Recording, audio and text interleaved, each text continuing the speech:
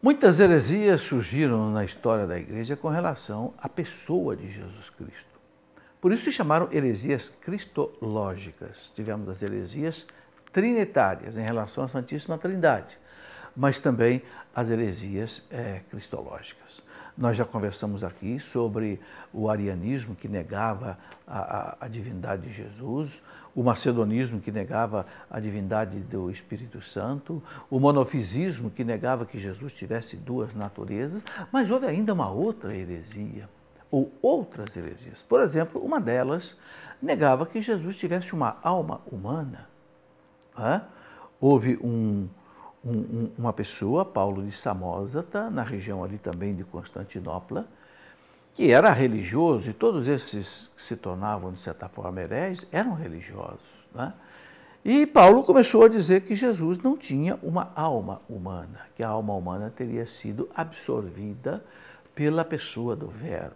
Bom, de novo, a igreja não pôde aceitar, porque se Jesus não teve uma alma humana, racional, como a nossa, que tem inteligência, liberdade, vontade, consciência, capacidade de cantar, de sorrir, de chorar, se não tem uma alma humana, não era homem. E se não era homem, não podia ser o redentor do homem. Então, por isso, a igreja precisou condenar essas heresias todas que negavam que Jesus tivesse essa deficiência humana.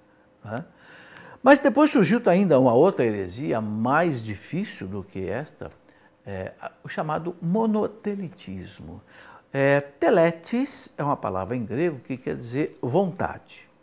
Monoteletes, daí vem monoteletismo, era uma heresia que dizia assim, bom, Jesus ele não tem duas vontades, ou seja, uma vontade humana e uma vontade divina.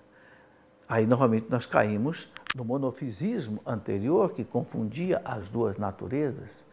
Bem, esse segundo herege, chamado Eúticos, aceitava que o Cristo tivesse uma natureza divina, mas não aceitava a natureza humana e a vontade humana.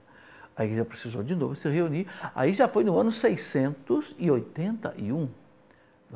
A igreja se reuniu no segundo concílio de Constantinopla. Veja, nós já avançamos então aí quase 700 anos de cristianismo. E no concílio de Constantinopla, o segundo, a igreja então condenou a heresia, chamada monotelitismo, que negava que Jesus tivesse uma vontade humana e uma vontade divina. E aí a defesa que os grandes teólogos da igreja fizeram na época foi a seguinte. Por exemplo, quando Cristo sofreu a sua paixão, ali ficou claro as duas vontades que atuavam no Cristo, a vontade humana e a vontade divina, porque a vontade humana de Jesus, no Horto das Oliveiras, era fugir daquela paixão que estava diante dele. Ele pediu ao Pai, Pai, se é possível, afasta de mim esse cálice. Era a vontade humana de Jesus. Mas a vontade humana de Jesus se submeteu à vontade divina de Jesus. Então Jesus diz ao Pai, mas faça-se a tua vontade, não a minha.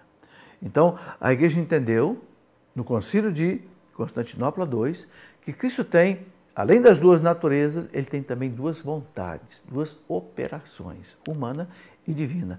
Mas que a vontade humana de Jesus sempre foi harmoniosamente sujeita à vontade divina, à vontade do Verbo, à vontade do Pai e também do Espírito Santo. E assim, embora houvesse essas duas vontades, no coração de Cristo, na natureza de Cristo, ele cumpria perfeitamente a vontade divina.